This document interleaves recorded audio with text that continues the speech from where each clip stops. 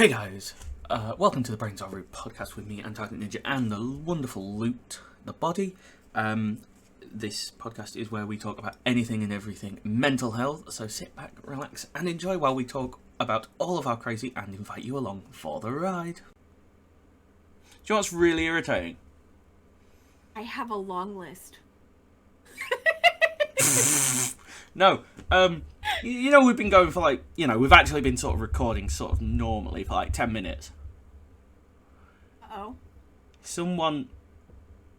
I hit record, so that's fine. I may or may not have forgot to may have forgot to unmute myself in OBS. So all they've heard is you for like 10 minutes straight. Well, in all fairness, I'm totally comfortable holding conversations with myself. So, oh fuck, I'm severely irritated with myself. Oh god, Depression, just going through the motions when you can't do the thing. Weirdly, things like this, like fucking up sound shit, used to really get to me and cause me to spiral. But not too much now. Shit happens. That's all I say now, is shit happens. Oh dear, but yeah, like when I'm going through like the depths of depression, I don't do shit. I just lay in bed all day, or I move from my bed to here and become a vegetable by watching just YouTube all day. I like just so much shit. I just don't want to do it. There's so many more productive things I could be doing. Oh yeah, but you just. I don't wanna. Literal effort to do anything when you're in that state is it's the effort is just non-existent. Right. It takes like 1/10 of it when you're in normal mode, and then it takes a 100th of it when you're in manic mode. Yeah. Not what I would suggest, but that's the worst bit, though, isn't it? You go through that slump where you don't do anything, and then you start pulling yourself out of it, and you feel like you can do everything, so you actually catch up on everything. No, don't do it all at once. It's a bad idea. Right, because then you fall right back into the depression. Like, I don't have any energy. Yeah, the biggest thing for me, like, the thing that messes with my mind is that when I'm here, when I'm in this state of just not wanting to exist, not wanting to do anything, I love that goofy little song that's like, you ever get tired of being alive? Like, you're not really happy, but you don't want to die. And I'm like, yes. Yes. Yes. I think that's... I love it, because it's just... It really captures how this feels, but then while I'm feeling like this, I'm like, how did I ever feel energized? What was that? Was it a dream? Yeah. It's hard. It's hard to believe it, right? Like, and then on the outside... It's like when you're manic, it's like, how was I ever that so low? How did this version of me exist? It is very much a two-sided thing, and they don't coexist. It is one has control, then the other, and they flop. They flip-flop, and it is exhausting. And that's the thing with, I think, a lot of depression, especially for me. It's, yeah, we're down. We don't have the energy to do anything. We are depressed. Do we want to die? No. But we're not living. We don't want to live, but we don't want to die. I don't want to be guilty about it. It's like a living... It's living purgatory. Yeah. It's a living purgatory. Yes. And it is really rather shit. It is. Just existing is just exhausting. It is. It takes so much. And there are days when it's like, let's do this. And like, you actually like are ready. I have this jacket that my boyfriend calls the badass jacket. It's like a workout jacket, but every time I'm wearing it, I'm like ready to get shit done. Nice. There are days where I'm like, feel like garbage. I'm like, I just have to wear my badass jacket. And it helps. It helps to like get a couple of things accomplished and get the mindset right. But it's hard, and I hate it. I hate it when people are like, well, you just gotta make the choice. Yeah. I am choosing right now not to kill you. For giving me that advice. Yeah, my choice. You're It's welcome. that sort of advice that... It's just like, thank you for trying, but you've missed the mark by a considerable margin. Right. Like, okay, thank you for trying. It's the concept that we make the choice to be sad. Yeah. No, we're alive. We're talking. These are choices we made. To not just be that lump on the couch or on the bed that we wanted to be. And sometimes, guess what the choice is? To be the lump on the couch or the bed. Yeah. And just the idea that, like, oh, well, you just gotta want it more. You just, We always You just gotta- want it to be better. We don't want to feel like this, but there's other forces at play in the brain that are causing issues, and we cannot. Right? The commercials that they have out now. One where, like, this guy is jumping from an airplane with a parachute, but it doesn't deploy. and the person next to him is like, grab onto me, and he's like, no, it's fine, I'll figure it out. like won't accept help because it'll work itself out. It's fine. I don't need help. That's terrifying. So it's I've seen that one. I've seen one where, like, the electricity keeps going out and the friend's like, should we call? And the first one's like, it's fine. We'll just learn to live with it like this. And it's so accurate for how we treat it. Like, we don't treat it like it's important because we don't feel like we deserve the care and the effort it will take if it is important. Yeah. And brains are rude. They are. They are. We will put ourselves in a position where we don't have anybody to prove to ourselves that we were right and we didn't deserve to have anybody. Yeah. And that we'll take everything on because we feel like we have to because yeah. And then, I had a situation come up. A friend of mine was talking about her boss. And she, her boss owns a cleaning company. My friend's like, I'm not getting clear and cut instructions about what I'm supposed to be doing. And it made me think about how many times I've not given somebody the full information just because I didn't trust them to be able to handle it the way I needed it handled. Like, how many times have we been like, that's not how I needed help? And they're like, you never said anything about this other thing you wanted. Oh, well, yeah, because I want it done the way I want it done. Yeah. And I don't know that you'll do it. And, like, if you had asked me, we could have at least talked about it, you know? And there's nothing wrong with wanting things done a particular way. But I think that there's a lot of room for us to grow and to accept the help.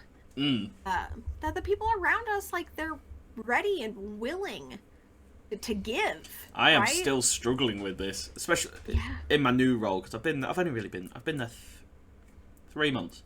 And there are times where it's really busy and there's just lots of things to do, and I'm like, this is my list to do. I will get through it somehow, and I will keep up with I'll try and keep up with everyone else, but I'm playing catch up, and it's never gonna work. I've got to learn to say, like, it's busy for me. I need to get through this list, and you know, I'm learning that. Yeah, it's hard. It is so damn hard, especially when for me, I struggle with just asking for help in the simplest of ways. Yes. I don't like it when people do my dishes. I don't like to do the dishes. But I don't like it when other people do my dishes. Because I am so particular about the level of cleanliness that is happening. And when it's paired with depression, it sucks. Because guess what? Dishes don't get done. Yeah. I let the kids do it. The kids need to know how to do dishes and do chores to leave the house. It's important, you know, well-rounded adults and all that. They don't do it right. They don't. If I can pull a cup out of the cabinet and it's still dirty, you did it wrong. It's not oh, you're supposed to use this sponge or this type of soap. If I pull a dish out of the cabinet and it is dirty, didn't do the job right. Mm. And not everything is as clear cut as that, like for whether or not the job is done the way it needs to be done. That one's the easiest, like, examples I can give. If I say I need you to pick up the floor in the living room and you leave, like, every piece of debris that wasn't, like, a book bag or a piece of clothing, it's not helping. It's not helping. If I say pick up your coats and your book bags and you leave 25 shoes in my living room, thank you, that didn't help me. And it's hard because I have a son who is literal. I'm like, is the living room clean? And he's like, no. Can you go clean it, please? Like, just come on. Can you check to see if it's clean? And I'll come back 10 minutes later. I'm like, this room's dirty. He's like, yeah, you asked me to see if it was clean. It's not. And he doesn't do it on purpose. If my oldest did that, she would be doing it on purpose. He doesn't. He just, what was your question? Here is the answer. And that's the thing. It's all about, like, you know, it's the communication thing. It's we've got to learn to open up more. And people have got to be willing to listen and not judge too quickly, really, or give advice without... Because that's the thing I've noticed when you're in the dark spot. Like, you'll just be talking, and out of the blue, they'll be, you know, you'll be just talking about random stuff, and they'll be the ones to bring it up and say it. And I'm like, the fuck did this come from? Right? Oh my god, the unsolicited advice. Yeah. Oh. Oh. Oh my god, it sucks so bad. And I've had it from teachers, tutors, family members, friends, work colleagues. Work colleagues are the worst. The ones that don't know me very well, they're the ones. Dealing with this thing that I can't possibly understand. Thanks.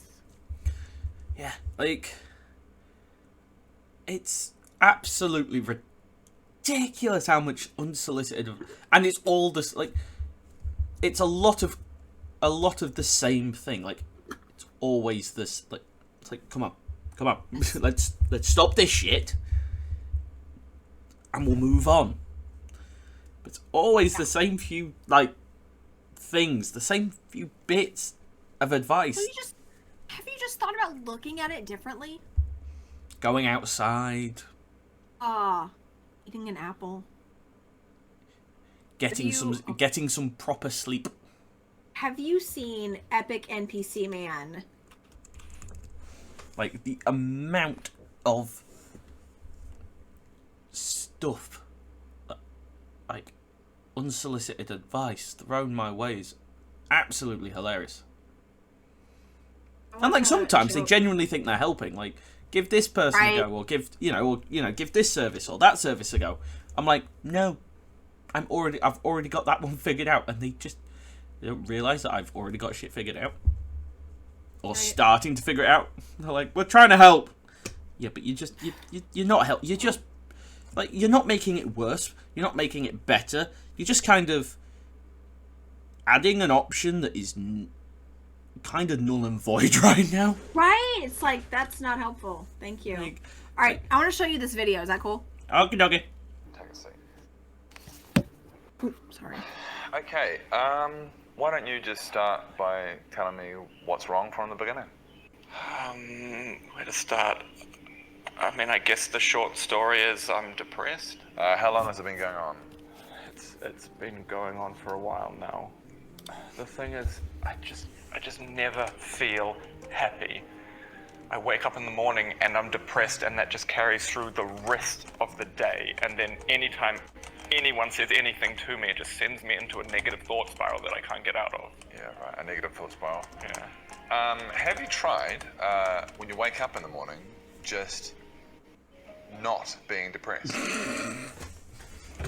Because it starts in the morning, have you tried starting the day not being depressed?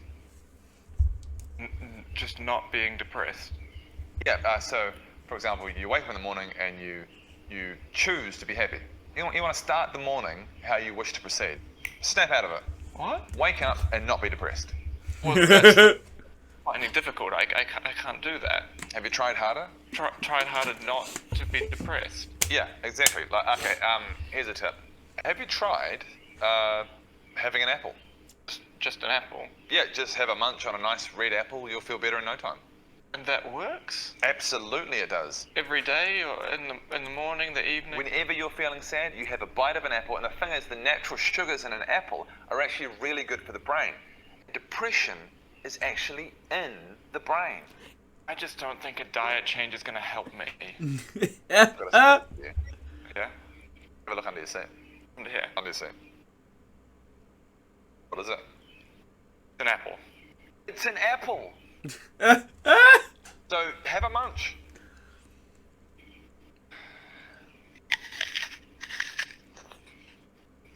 You really get those juices around the mouth. The sugar. You feel the sugar kind of like revitalizing you? Yeah? How's it feeling? No, look, an apple's not going to help. I came to you because I'm feeling anxious and depressed and nothing can change it. I need your help. I need actual tips to change my mindset because I don't know what I'm going to do and I can't. I can see that this is a really serious issue for you. Depression is a beast that can drag you down for years. Yeah, It might feel like there's no light at the end of the tunnel. exactly. But what I need you to know is that you just need to snap out of it. Get off. Do that. Or just let go and shake it off. Shake the sadness off. Another thing you can try, just smile. You can laugh as well. Wake up in the morning, look in the mirror, and you can say, no, I choose to be happy. Look, Marie will take care of the invoice. Just leave the cash with her. If you want to see me... Oh god, that's so fucking true, and that's the worst bit. Right? So fucking You just true. tried not being depressed. Yeah. What? It's like That's not what? I know, it's like, what the fuck are we doing? It's Oh, I've had so many people do that. and they think they're helping, which hurts more. Yeah, and we feel bad for them. Yeah. We're like, thank you for trying, but you're making it worse. And we're like, we don't want to hurt your feelings. We know you're trying Yes, from a good place, but we're fuck. already in a bad place, and when you're like, here's this advice that's not gonna help, it's gonna make you feel worse about yourself, you're just like, okay, now I'm gonna isolate even harder, right? Like, now I'm going to completely separate. I can't tell you, I've got a personal issue going on in my life, and I can't tell you how many people are like, you just need to look at it as a blessing. And I'm like, Not right thanks. now. I needed the daggers in my soul. Thanks for that.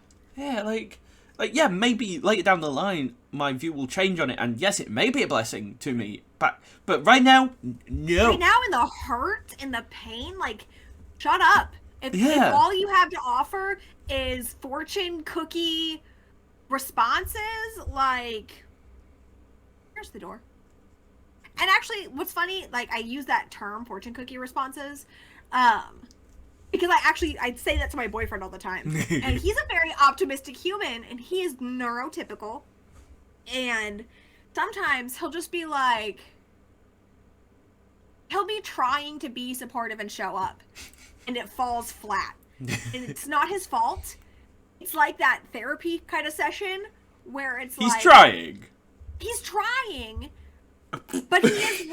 the difference is he's listening to what I'm saying, but he'll be like, insert motivational phrase here. And I'm like, I can't handle that.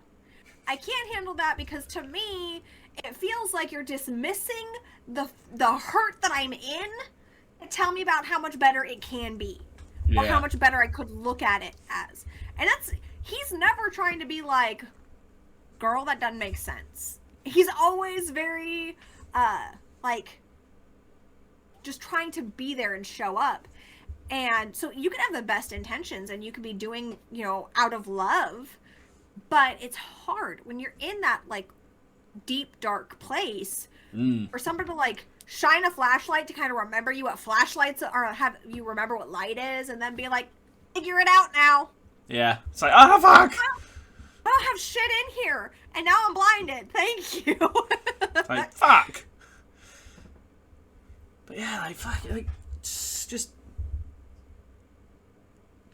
It's when you tell people, like, this is not, like, I know you're trying and meaning well, but it's not helping. So many people are like, well, fuck you! Right, they're offended! And then they're you like, hurt my feelings with your words. I know you didn't mean to, but that's what you did. And they're like, well, aren't you sensitive?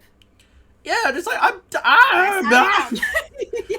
Yes, I am. That's the problem I'm having. And then it loops back round of, you know, then you know, shut down, don't say anything, which then spirals you back into your deep depression, which then they want to say more shit, so you, again, go back round. Yep. And then those people that want to help are like, well, I'm not going to help anymore because they're just sad and depressed and they're not helping themselves and all that. And it's like, come on, we're trying. The pressure and expectation of you to get through your depression and get over it is overwhelming. Oh, you're depressed? When do you think you'll be good? Yeah. It's I like mean, an illness. if you're asking me right now, I'm pretty sure the answer is never. I think I'll never be okay again. It's like they're asking like a broken bone. Like, oh, when are you going to be healed? Oh, right, and bitch, please. They No. want to ask questions in that manner, but then if you have a broken leg, nobody's like, why aren't you playing basketball yet? It's been 3 days and I just had major surgery on my leg. And shake it off. Yeah. You can't get back at it unless you try. No, that'll cause more damage, actually. That'll counteract a whole lot of things and negatively impact you for the rest of your life. But they want us to rush recovery on mental health. Yeah. It is that's not possible. Because they think that as long as you're physically capable of doing something, they want you to do it. They don't care if you're mentally capable. Because I feel like it's changing, but it's because it's intangible. You can't see it. You can't feel it unless it's like one of the, if you know, you know. Like, yeah, you can't comprehend it outside of how you experience your emotions. Oh yeah, it's because it's so. You know, it is it's intangible. Like you don't see it. There's only the effects of it that you can see. And because it's so different to everyone has it different. So it's not like it's a clear-cut thing. And it is absolutely mental. It's insane. Well, and that's... A lot of people think, like, okay, someone's experiencing depression, this is what it looks like. So the next person's depression will look like that. When really it's like, little bit dip, huge dip, medium dip. Like, they're not consistent, and it's the same for manic behavior. Like, we don't go from like up high, down low, up high, down low, up high, down low. I can go through ups and downs in a single day, and they'll hit different like peaks. it's like a really weird, like it's like a crazy roller coaster. Like you can be like, I'm going straight, I'm going straight, I'm going straight. Oh fuck,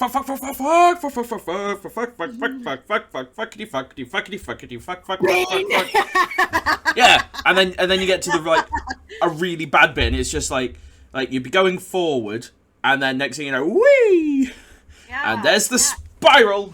Yes, there's the spiral, and we're just expected to like go through it and get off the ride and be totally fine and pumped about the next thing. And yeah, they're like, we're just like, can you just give me a second? Like, we're on this ride and we can't get off it, and they're like, well, just get off it and you'll be, Right. you'll be fine. It's like, Would you tell someone to step off a roller coaster midway through it? Sure as shit would not. That is dangerous to everyone. yeah.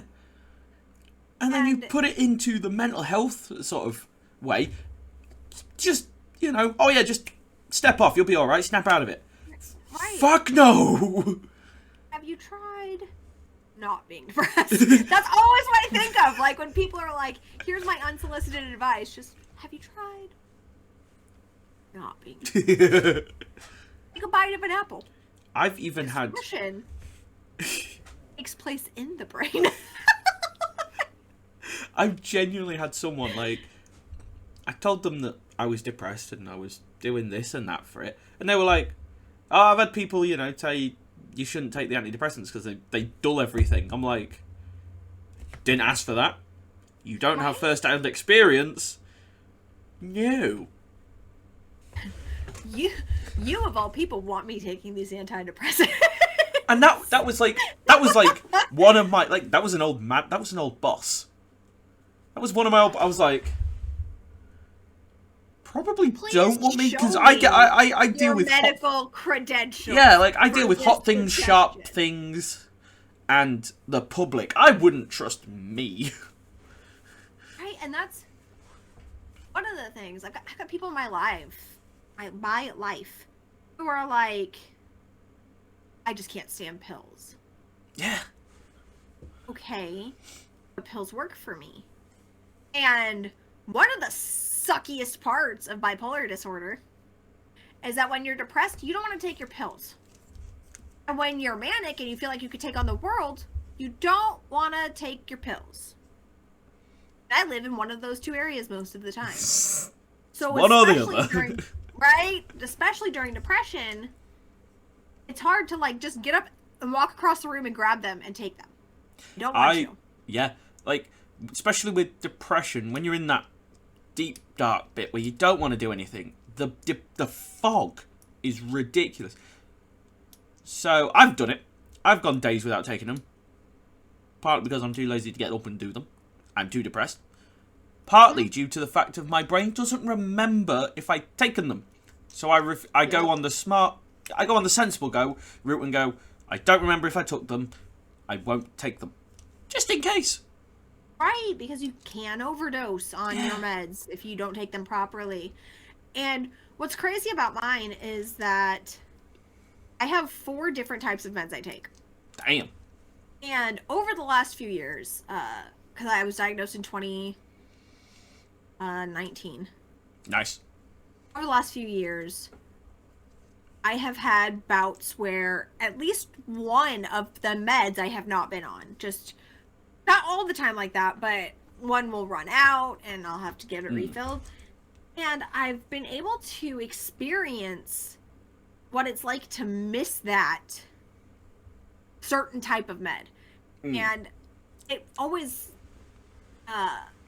amazes me the difference that I experience. Like, if I don't take my antidepressant, I have one set of circumstances that happen. And if I don't take my mood stabilizer, then it almost hits me worse than not taking my antidepressant, because I'm not depressed at that point. I feel nothing. Oh. And it's hard, like, I got out of the house and I walked around. I can't drive when I'm like that. Because I will totally be fine with the possibility of my car imploding. Yeah, just zoning out and While just, I'm driving. we're off the road. Right? I face that very comfortably. And that scares me. Not the me that's driving. The me that would prefer that my car does not implode. And so if I'm in a dark place, I'm like, I either need you to drive me there or I need you to drive and do it, because it's not a safe or smart play for me to do it right now. And that's a lot of things people don't understand, is those sort of things that they affect us in so many ways that we don't feel safe, or we can't do it at that time. And they're like, well, just do it. You're physically fine. Right? And then the opposite side of that is when we're motivated to do something, we need to do it now. We need to do it now because later may not have the energy or the interest. Now does. I've had And that arguments. It drives my boyfriend insane. I've had arguments, and like full blown arguments, and not proud of this, made people cry and shit because I've been in that mood where I'm like, let's do this. Let's just do this now. Everyone else is like, no, there's no rush. There's no rush. There's no rush. There's no rush. Fuck There's it. a rush. Race for me. Right? And that's because I am forgetful. Because I am someone who feels things extremely. For example, like I said, he does his D&D Tuesday nights. I don't know if that was in the part earlier or not, but that's what he does. He likes the lore. He likes the digging into it. But he was writing for that, and I was doing the dishes. Dishes are one of the most dangerous things for me to do in the house. Not because of the sharp, pointy things. Oh, but it is for me. Because it is a lot of time where I'm stuck in my head doing one activity. That's fair. And when I stand there and do said activity, I go dark places that I try to avoid. And I've noticed every time I do the dishes, since I was a kid, I would leave them angry. Just because of all of the things I'm thinking in my head that are like bubbling and boiling and festering while I'm doing this activity I hate doing. And so there was a pot, and it was like kind of a is it dirty, is it clean conversation, because there was residue in the bottom, and I was like, that can come out. And he was like, no, that's a stain. And I was like, no, that can come out. But he likes to debate and to figure out like all the way through all the possibilities. And I'm like, if you just argue with me, you win. I just don't care. Like, I'm not going to put myself through the stress of having to prove myself right. Yeah. I'm getting better at it, but it still stresses me out. And so he's writing, and I go in there, and I'm like, hey, really quick, I just wanted to show you this thing, because I'm cleaning out the pot. It wasn't a stain. It was residue. I'm showing you. There's a little bit of residue still here, but I got the rest of it out. And he's like, I don't understand the rush on this conversation. Like, so I'm doing the dishes now, so I have it now, so I can show you now. These are the factors. These are the whys. And we have people in our lives who care about us, but they don't understand like that. He was like, okay, but I don't understand the necessity of telling me right now. Like, hit me a lot harder than I know he meant for it to. Yeah. But it felt like I got dismissed. Like, yeah, I mean, I understand that you're crazy's bothered by this, but why do we have to talk about it this moment? Like, why is it that important? Definitely not what he said. But when we're depressed and when I also had my other podcast host was like, hey, just checking in on you. And I was like, yeah, almost finished the new book. Kind of want to plan out book stuff. Life's been crazy. And he's like, yeah, I kind of got that from your last text. And I was like, you've never, ever, ever, ever been aggressive with me. I can tell you right now, that's how my brain took it. My brain was like, this is extremely aggressive. And he was like, oh, I was just telling you I read the message. He definitely did not say it in that tone, in that context. But when we're in this dark place, everything has sharp edges. Everything. And it's hard because then the people around us are like, well, I don't know what their problem is, and I don't know why they're offended, and I don't know why they're upset, and we're like, neither do we. Okay. Like, we don't mean for it to, like, our brain just takes it. Like, if we're in a bad place, we just take it, and it's just, it's a proper hit, and we're like, yeah, but it's not, but it could be getting, like, a bouncy, like, a round ball, a proper nice, soft, like, cuddly toy ball thrown at your head, and when it hits, it'll feel like a fucking box on the corner. Right? And We that's- don't know why. It fucking sucks. If we could just not feel this way, Yeah, that we would would. be the choice. Like, if it was a genuine choice, I don't think we'd be choosing this. And one of the things, I grew up in a toxic household. You guys get to hear all about my amazing upbringing. But when something like that would happen, when we would be in this raw, vulnerable place, and something would hurt our feelings, it was, well, I guess I just have to walk on eggshells around you. Oh. It would just be nice if you were kind. Yeah. If you were considerate of the fact that I'm not doing okay. And when you said, are you doing okay? And I said, no. And then you proceeded to just pretend I didn't fucking say that and say whatever you wanted to me. And I had a problem with that. It's not on me. I said no. I told you that I wasn't good. You're choosing to ignore that. That's not me forcing you to walk on eggshells. That's me saying, go the fuck away until I'm okay. If Yeah. you can't do that, say nothing. Like, if you're not... If you're not willing to be there and, like, try and help, don't ask if we're okay. Right? Like, just don't. Because most of the time, I've... It's weird when people ask that sometimes. Like, because, you know, if you... Like, I know that, you know, they want to see if you're okay before, you know, start the conversation just to know where it's going, but just don't. It's probably easier.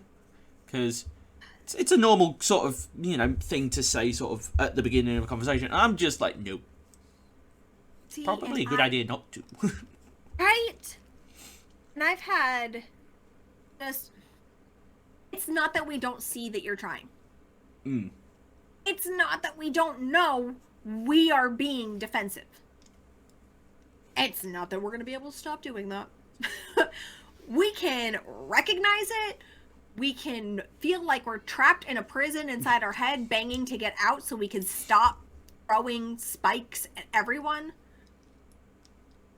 That doesn't change the fact that we already feel powerless, and trying to make us feel smaller because we are struggling doesn't do anything to help. Yeah. It doesn't make it doesn't build a stronger relationship. It doesn't help us at all. I don't know how it could possibly help the person that's doing it.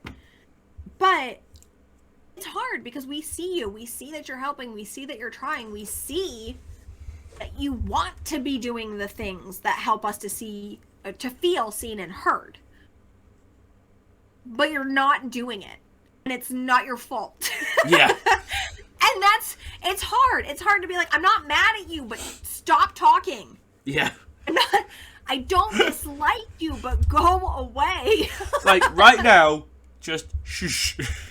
Right. And then people are like, well, if you want me to shush, they just fuck off, and then they get really angry. But we're sorry.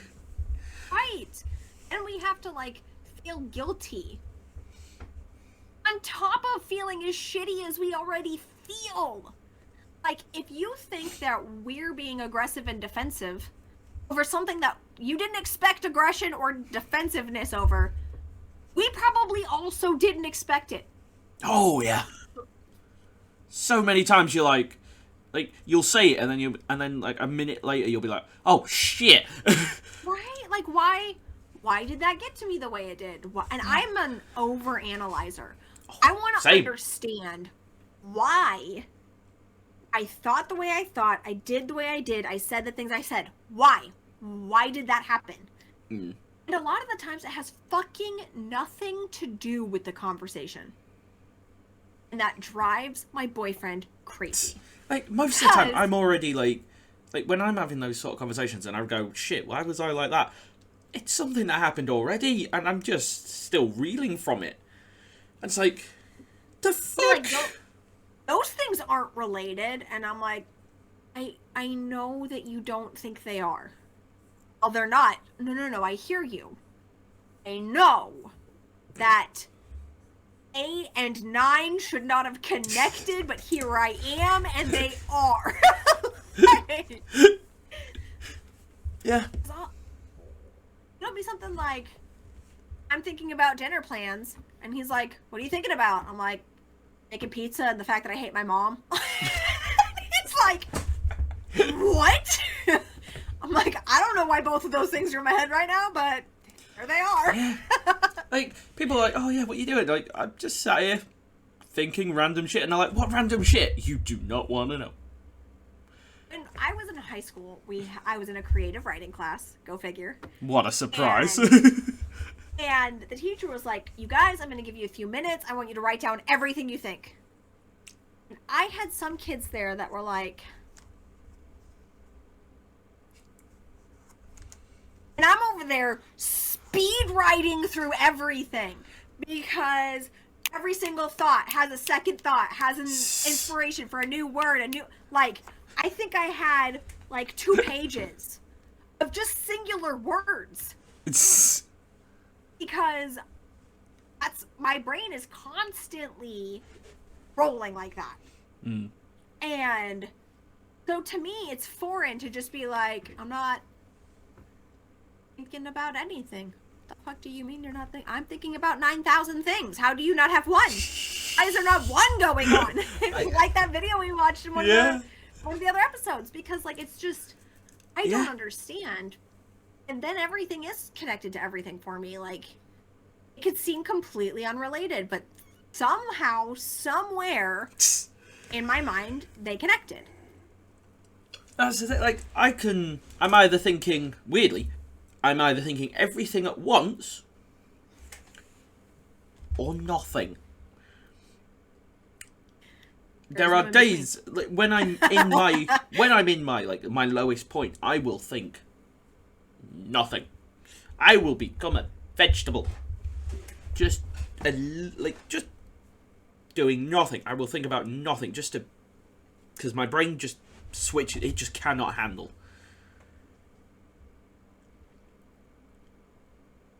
And then like that's the, like and it's like that's when I'm at my worst. When I'm on my way down, it's constant. It won't stop. And then it gets to a point where it's like, well, it just checks out. It's just like, nah, I'm done. I just done fucks off. listening to it. Yeah. Yeah. Yeah. And that's like and then when I'm on my way up, when I'm in a good headspace, I will be like, I can do this, I can do that, I can do this, and everything will be going at once. And then when I'm really happy and just in the moment, my brain just like, well, fuck it, I'm out. And I'm like, both extremes have the exact same end result of my brain just goes, I'm done. See, and for those who are listening, who are in our lives and are our loved ones, who know that sometimes it's just difficult to deal with us, you have to deal with us 24/7. Yeah, like it is. We know. Yeah, like we're aware. Because we have like, it's literally 2 people. We have the good, we have the mentally positive side and the and then the mentally bad side. And we know that one of those will, like, if we're one of them, the other one will start kicking off because it's a little bitch. It's like 2 toddlers fighting. It's like we just want to be seen. Like, we've been together. April 2nd will be a year. Ooh. And yeah, I know. And I'm like, I feel bad because I think you signed up for 1 personality, but then you got 7. Like, I know that, when we first started dating and the ways that I handled and coped and things like that, and everybody goes through it. You got your seasons of life and your ways that you handle, and the mildly depressed and the I can't exist or function. Oh my God. I had that day the other day. It was too much effort to put on shoes and a bra to go get Taco Bell. So I ate nothing. Those were the only options in my mind. Go get Taco Bell, which is what I wanted. Or not eat. Right. And I was at such a point, I was like, I mean, who really needs food? Yeah. I didn't eat until like 5:30. Weirdly, talking about food and mental health, again, it's the 2 extremes. When I'm really happy or really down, like, when I'm really down, I just stop eating. I lose appetite. I literally hit a hibernation mode. I become a vegetable. I conserve as much as I possibly can. Because effort to move. No point moving if I don't have to. If I'm stupidly happy, my brain just forgets to eat. And it goes hours and hours. I'm like, I should probably eat something. See, it's like half my body just stops working either way. And I'm like, the fuck? My diet thing is when I'm really low, stress eat. I will consume the more sugar, the better. I will consume everything in my pathway. That's how that's how I know when I'm going down. It's when you're eating sugary stuff? Like when I start stress eating and just eating randomly, that's how I know I'm going down. When I hit the bottom, I stop. I was just like, I eat healthy. When I'm up high, I eat healthy. Yeah. I'm taking care of myself usually when I'm like getting into the manic phase. And I went in this last 2 years. Year 1, I lost 25 pounds. In the past year, I've gained 30. So I gained 5 pounds in 2 years instead of. And to me, it's not about how it looks or anything like that. I feel sluggish. I don't have the energy to do the things I want to do. I don't have the muscle mass to do the things I want to do. I don't feel healthy. So it sucks because I'm also very undermotivated. So I'm like, okay, I don't feel healthy. I'm going to go eat some Sour Patch Kids. Yeah. That's not going to help. It spirals. It's like you have that bad thought. You're like, you want to do this, but and then you do something to make yourself feel better, which in turn just makes that thought worse. Like, I do exercise for my mental health. Do I still look at my body and go, I wish I do. There are days. I'm currently wearing trousers that are a little bit tight on me. Because I've probably put on a little bit. I've always fluctuated between 2 sizes, and it's just a natural bit for me. Do I hate it? That I can't stay at the lower size? Yes. But I'm learning to accept it, because otherwise, it stresses me out. Then I get more depressed, and I actually end up gaining more weight in the end. I see. My entire wardrobe that I wear is tank tops, t-shirts, and stretchy pants because I just can't hold a constant weight. And I went from none of the jeans in my house fit me because I'd lost so much weight to I think I have 1 pair of jeans now that I can wear. It's very frustrating because I know that I put in the work and the time and the energy to be doing healthier. Not only did I backslide, but all the way to the beginning and then some. And that is so frustrating to me. I've done some sort of... No, I was interrupting you, so please continue. No, I don't remember what I was saying. Fair. Regarding like going backwards and that, I've had to start over with the fact that I run 3 times a week. I went 5 months, if not 6, without running. I had to literally start from the beginning all over again. Because I was doing so well. I was running 3 times a week. It felt great. Kept me going. And then I stopped. That's the thing, too. And mentally, We know the things that make us feel good and give us energy. We're aware of them. And we're trying to do them. Right? But the more you tell us how we're not living up to what we know we can be, like, it doesn't encourage us. Living up to societal expectations. Right. It doesn't encourage us. It just says, not only is your crazy on display, but it's got neon lights. Yeah. It's like, just For where? fuck off. Yeah, just fuck off. But yeah, with, again, I've always looked like this. My body's never really changed much. I fluctuate, and I've come to the I'm learning this right now. This is my biggest thing, is learning that my body fluctuates, and I go between these two sizes.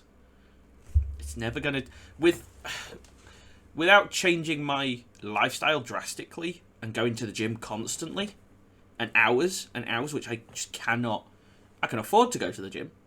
I cannot afford it in hours.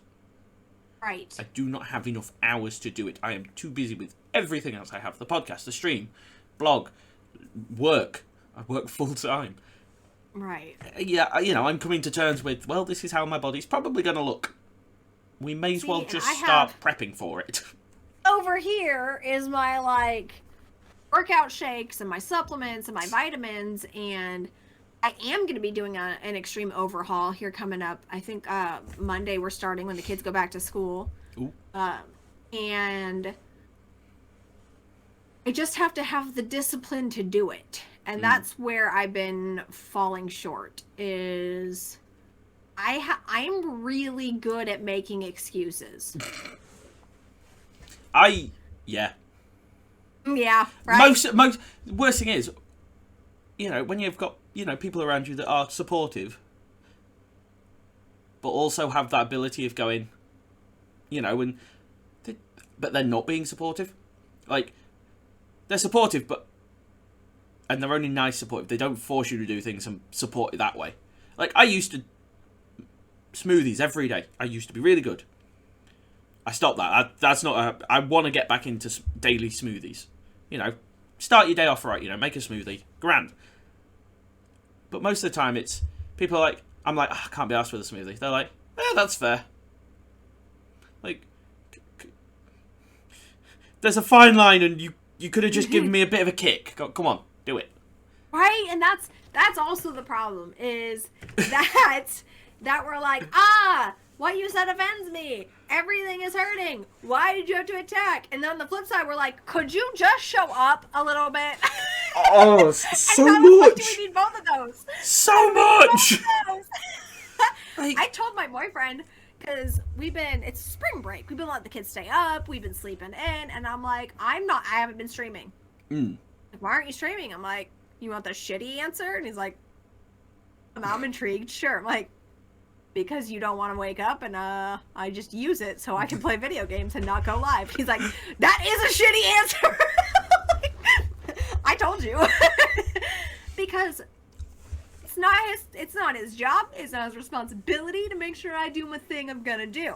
I've genuinely cancelled. Excellent scapegoat for me to the the last stream I cancelled was could not be bothered because I was gaming with people, and they just went.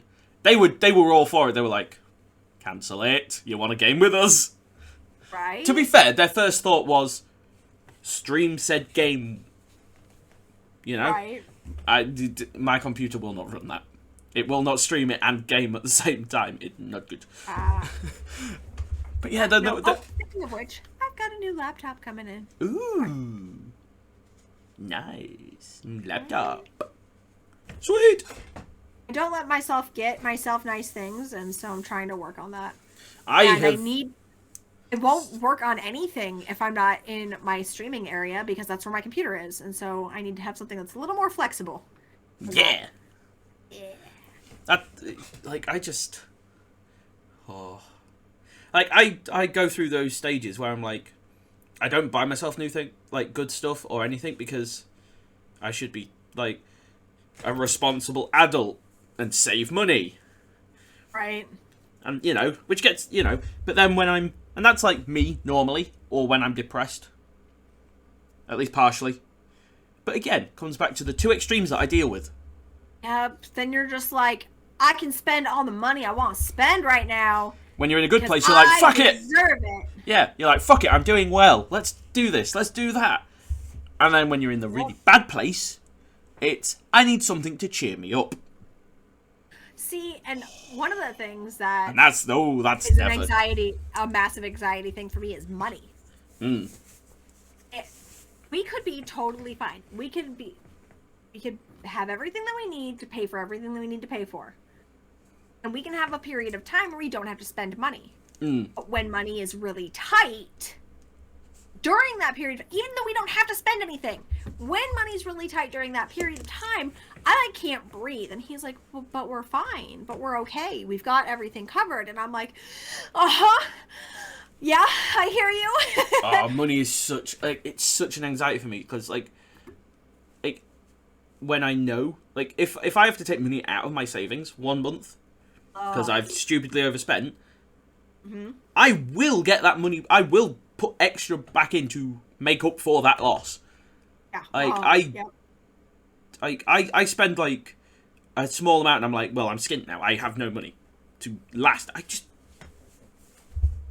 know. I totally I get it. And we live in a household where there are, because we're blended and we all have our own kids, there are 1, 2, 3, 4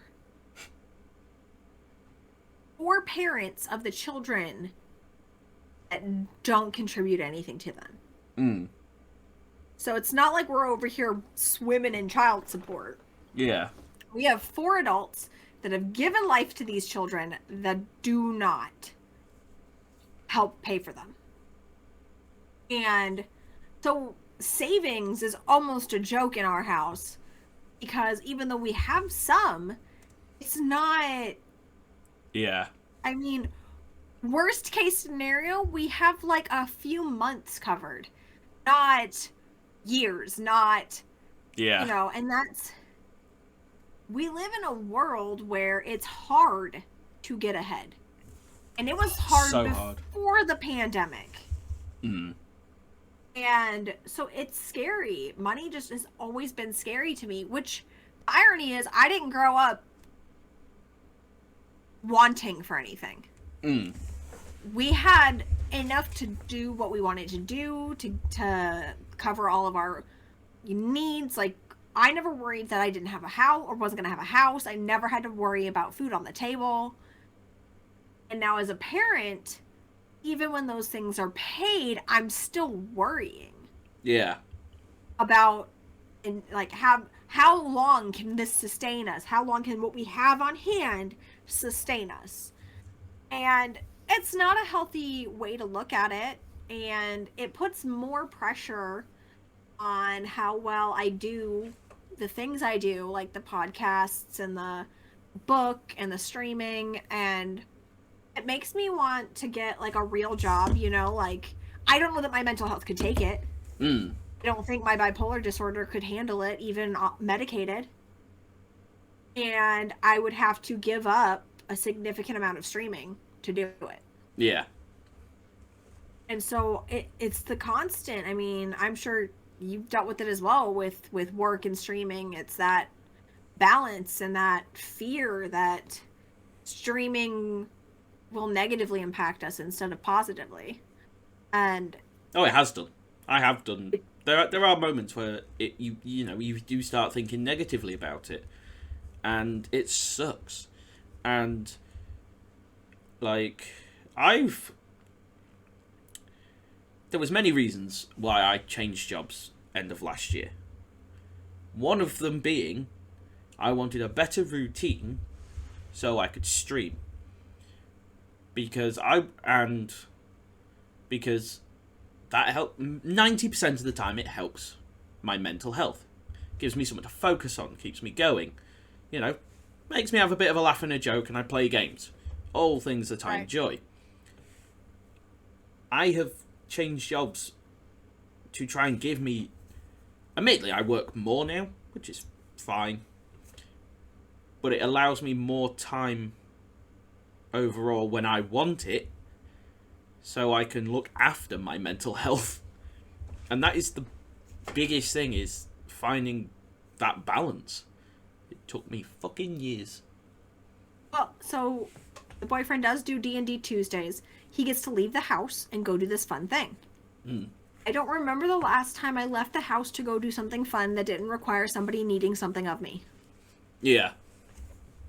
And so we had a conversation about it, and he's been trying, like, it's not that he has not tried to get me to figure something out that would do that for me. Yeah. But I wasn't ready to be like, yeah, I totally think I should spend time out of the house. Because when we struggle with our mental health, and especially when we're low, we don't think we deserve things. We don't deserve it. We want to be in our comfort zone. So, stay in my little bubble and we're good. Right? I'm going to be starting to do some stuff out of the... I don't really know what yet. But I'm going to get a day a week where I get to go out for a few hours. I get to go do what I want to do and what I need to do. Because you guys, when you find you need to have something that's for you, just a few hours a week to get away from all the responsibilities you're in. Yeah. So that you can reset and tackle the responsibilities you have. To allow your brain to literally just sign off for a bit. Like, those moments where you're stupidly happy or stupidly down, you know, your brain just automatically shuts off because it just, you know, it doesn't want to deal with that shit when it's really low. It's like, no, we're not dealing with it. When you're super happy, it's like, no, we're not dealing with that shit. We're not dealing with adult stuff. Right. We're in the moment. We're going to enjoy this while it lasts so we can... And it's trying to make that time to try and help while you're in that sort of middle bit between the two extremes, so you don't have to do those, to be able to switch off. Just even for a couple of hours. To switch off completely and not think about it. Because even when I'm streaming, the kids are in the next room. Yeah. Like, there's the point. Any point in time, one of the kids can come barreling in here. So, even though I love streaming, even though I love our podcast or recording and everything, I have that fear constantly in the back of my head that at any point in time, someone could come bursting into my room. Yeah. Because they need me for something or other. And as soon as I get done, they get to go do what they want to do, but if they need me, I'm here. Yeah. It is the blessing and the curse of parenthood. Is that they need you. And you want to show up and you want to be there for them. And it's not just with kids, it's with any sort of relationship. Like, in order for you to show up for them, you need to show up for you. And it's hard, especially when you're depressed, to be like, I should spend some quality time with me. I don't need that right now. I don't want it. I don't want it. Yeah. And it's important. It's important to do it anyway. That's not as easy as it sounds. Yeah. Like, yeah, just like, it's just giving yourself that time just to literally fucking, like, just done. Just call it quits for a couple of hours and be like, no. Yep. Absolutely. I've been kind of lucky because I say that I've always had one thing that's definitely worked, and I've added a couple to it that mostly help. Streaming mostly helps, not all the time. Watching movies helps a fuck ton, like actually going to the cinema and watching them, and doing those sort of things, especially that one. Doing things that force you to disconnect helps a surprising amount to actually disconnect from the world. I have to watch shows, like, it's part of my weekly routine. I have to watch my shows so that I can, they lose a loved character. I can mourn that. I can feel it. I can go through it, because I have a hard time doing that in real life. I have a hard time letting the emotions take hold because they can take control instead of just taking hold. And it's easier for me to go through the experience of whatever that character is going through, whatever that storyline is, because then it's not mine, right? I can feel it, I can purge it, I can move on. Where my stuff hangs and lingers and takes root. I can't function with that. So finding ways to disconnect, like through shows and movies, One of the movies is great. We have one here that does food and beer at the movies, and it's Ooh, nice. pretty fantastic. Yeah. Hell yeah. Mm-hmm. I was gonna. See, this is the worst thing. I was gonna. You made a good point regarding something, but now it's just gone out of my brain. I started thinking about something else. See, this is point proven. Yeah. My brain's constantly going. I was listening to you. I had a thought about something you'd said, which was kind of cool. And then my brain went off to something else and has left the other thoughts at the station behind. It's like, no, So- goodbye. I was talking with my boyfriend, and he was saying things, and I was giving relevant responses.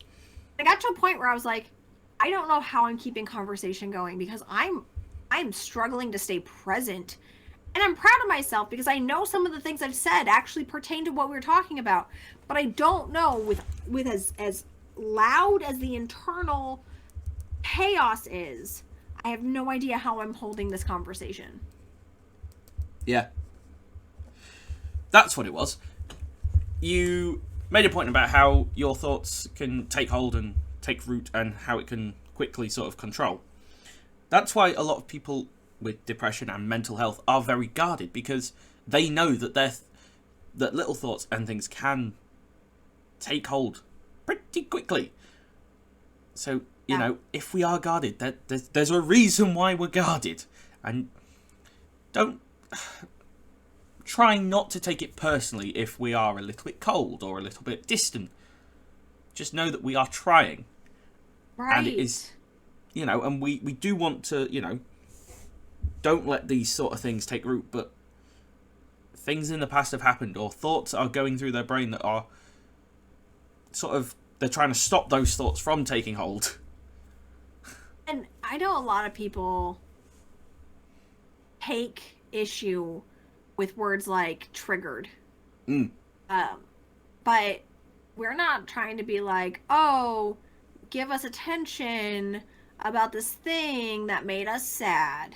Or like, oh my god, something in how I feel right now reminds me of how I felt during this other thing. And while right now might have nothing to do with the content, how I feel is the same, and it hurts and I hate it. Yeah. And that can be hard to display, like, oh, so you're just going to compare me to so-and-so who hurt you. No, but I am comparing how this hurt feels like that hurt, and I don't know why. Yeah. If they're so different, but this hurt brings up and magnifies old hurt. And it's not because I'm trying to be dramatic or bring back the past. It's that, oh my god, this reminds me of that. This reminds me of the time that I hurt for a different reason, but the same kind of hurt. And I think that it's important for us to, because obviously we're in mental health stuff, we have to put trigger warnings up for people. Just as a courtesy, because we don't know everybody's pain, we don't know everybody's trauma. Dramatic, I still got to do that. I will try to remind you if I remember. It's on my to-do. It's on every to-do list I ever do. But I'm like, they've clicked on it, they've seen the intro, Right. and I'm just like, I just keep forgetting because I'm a penis half the time and just forget. See, and that's the thing. Like I forget so much because of my mental health.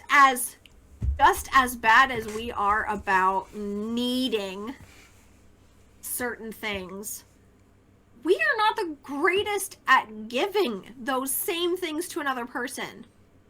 And it can feel very unfair. It's not because we think we're better. It's actually because we think we're shitty. We think so little of ourselves that we're more scared to build stable relationships than we are to deal with us by ourselves. Yeah, it's a lot of the reason why you see lots of people with mental health kind of being lonely and an outcast and a bit of a loner, because we want those, we want stable relationships and friendships and that, but we are scared because of how the brain is working, causing issues, and inadvertently pushing them away in some way. And it fucking sucks. It does. It sucks so much. My brain has caused a few people to disappear from my life. Yep, absolutely. I And- almost had to do like a 12-step program apology tour. Wow. When I got my my diagnosis and started medicating because of the people that I lashed out at and hurt when it had nothing to do with them. It wasn't because of them. It wasn't a responsibility of theirs. It was they caught me at the wrong time and they were the wrong person for who I was mad at. Displaced aggression Oh yeah. is a favorite pastime of those of us who struggle, because I'm angry and I hate what's going on and I can't take the anger and the hate at myself right now. You're close by. You can have it. And like we won't mean for it to be like nasty or hurtful. We will try, we don't want it to sound like that. We aren't coming across like that, but it just happens and we're like, oh shit. Right, I've done it. And Absolutely. and I start genuinely thinking now, it's like shit. I genuinely think about what is it the mental health talking, or is it what I'm genuinely feeling? I have to question it because there are moments where I don't know if it's. And most of the time, it's just my anxiety talking, which is kicking in my depression. Most Right, of the time. They're such good friends. But it's the fact that I have to check in with myself just in case, and I will apologise for anything and everything because of it. Right, and that's another thing, is that, like, because of how much we question our own decision making, if it comes up and like there's a discrepancy or an argument, we assume it's our fault. Oh, all the time. Anything that goes wrong. My bad. Right. Yeah, right. Like I should have done it differently. It could be something that they should have done differently. Yeah. But we will hyperfixate on what we can do to fix it, even if that means taking blame that we shouldn't take. Yeah. That's hard. It's hard because it's not because we're trying to be martyrs. It's not because we're trying to, play the victim. It is because we believe that if you're hurt and you think you're hurt because of us, we must have done something wrong. And sometimes we fucking did, okay? Oh yeah. But, half the time it is like, well, we fucked there are up. times where it's not on us. And a lot of people end up in relationships that are toxic because they find the people who will try to encourage the fact that when we are not in the wrong, we see it like we are. And they'll prey on that vulnerability. And that's scary. That's really scary because there are a lot of people out there in unhealthy relationships because they don't feel like they deserve better. And they're used to to that way of living because they're so used to it with their brain and causing issues that they're stuck. And you do see it now that, when they start to get help, if they go to counselling or therapy, whatever it is they do to try and improve their mental health, that's when everything else starts turning around because they realise that the relationship they're in is shitty. So much comes down to mental stuff. It's actually ridiculous. I joke about the fact that my marriage didn't survive the pandemic and my diagnosis. Because when you start to put down boundaries and you're taking care of yourself, you become pretty insistent on those boundaries. Oh, yeah. And when people decide that they are not going to uphold them, then you have to choose you. And that's hard. And we're taught, especially in an unhealthy relationship, that that is selfish. And it's not. Yeah. It's not. And it's hard to believe that. Like, at work, I'm in customer service. I've got to do the best for the customer. But there are some times where they're just wrong. Or it is their fault that something's gone wrong. And it takes a lot to stand up for yourself. Even when you're, like, when you clearly know you're in the right. It takes a lot to go, no, you're just wrong. And damn! Yes. Standing up for yourself is so difficult. Because, especially in a Oh my workplace God. setting, you can become a bit of a doormat because it's your job, you're trying to do the best, for them. But, it's yeah. Putting down boundaries, I've lost people. People have had arguments with me due to these boundaries, and I'm just like, no. Do I feel bad? I started to at the beginning when I, started doing it, but I've realised it is much better for me. And if people don't want to respect those boundaries, they don't tend to stay around. They only really message me or talk to me when they want something, and I'm like, no. Right. Those who mind don't matter. Those who matter don't mind. Right? Like, it is something that I almost feel like we're trained by our experiences, by our obstacles, to put ourselves at the bottom of the list. Definitely. And flipping that list around can be its own set of trauma. Oh, yeah. Trying to just believe that we deserve that. Yeah. That's the thing, we're so used to being, we're always told, work harder, be smarter, keep working up that ladder. It's like, fuck. So you're already on the back foot. You're told to basically, you're never good enough. And, and even when, for me, when I did exams at school, it was, this is where you've got to aim at. If you don't get that, you're a failure. If you do get that, you'd be aiming for the next sort of exam, where you've got to get that. And it just gets harder and harder, and you're constantly looking up. You're never allowed to just, take a moment. Like, these are things you have to, like, I've had to learn. Of, like, taking a moment where you go, right, let's stop looking up for a second. See where we're at. And take a peek behind. Like, you can't live your life looking behind you.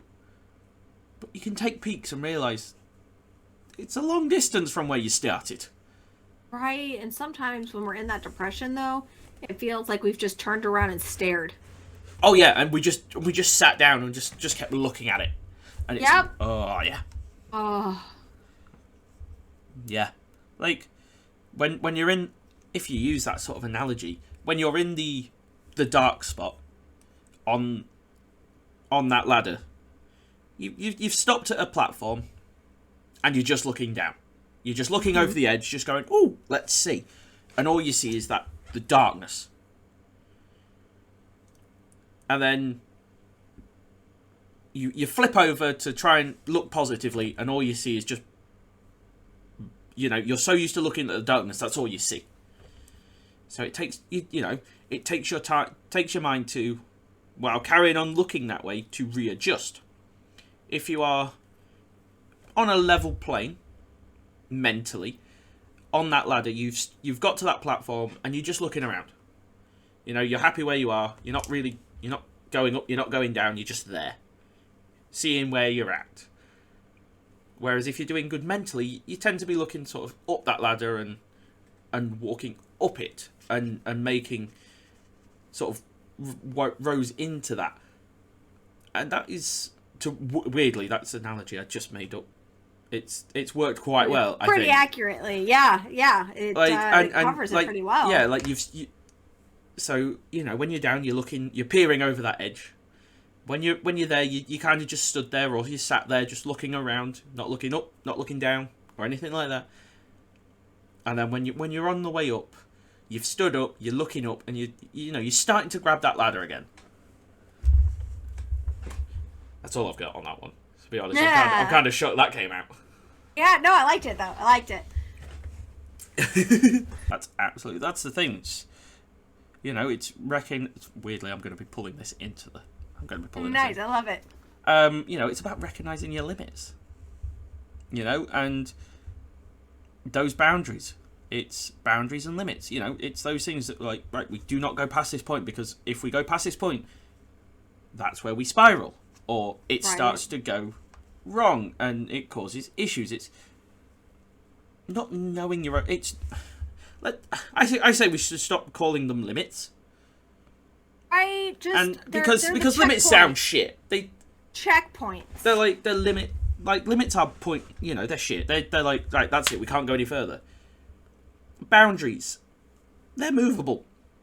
Checkpoints, they sound great, because you can hit your checkpoint, and you're like, right, I'm not going any further yet. This is where I'm going to stay. I'm safe here. I can see where I've got to go. I've got to figure out the way to the next checkpoint. And it's about knowing and pushing, and getting yourself that little bit further to the next checkpoint. Just a little bit. Nothing, not just sort of hitting your limit and hitting the brick wall that is sort of just there mentally, because limit, it means you can't go past it. It's already negative as it is. We need to change the wording around many things and make them more positive and more open and more open. Speaking of checkpoints, Mental Health and Makeup's latest accomplishment is to finish Mental Health and Makeup Volume 2, which will be available in the near future. Thank you guys so much for tuning in to another episode of the Brains Are Rude podcast. Thank you for joining us and hanging out. We would love to hear your feedback, topics you'd like to hear about, things that you related to, just special features that you'd like to see. So come check us out. You can find us also on Patreon at patreon.com/mentalhealthandmakeup. Discord. Or you can hit us up on Discord. Yep. Brains Are Rude Discord. Yep. So if you want the information for that, make sure to leave a comment and subscribe. Thanks, you guys.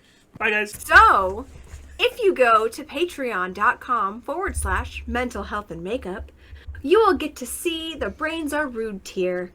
And the Brains Are Rude tier is $60 a month. And for that support, you will get listed in the credits and panels for Brains Are Rude. You'll get behind the scenes Brains Are Rude content, digital downloads, early access, all of the post archive on this Patreon, exclusive voting power for upcoming topics. You will get a mug after 3 months of support. You will get a Brains Are Rude t-shirt after 6 months of support. You will get a Brains Are Rude organic tote bag after 9 months of support. And after 1 full year, you will also get a Brains Are Rude hoodie.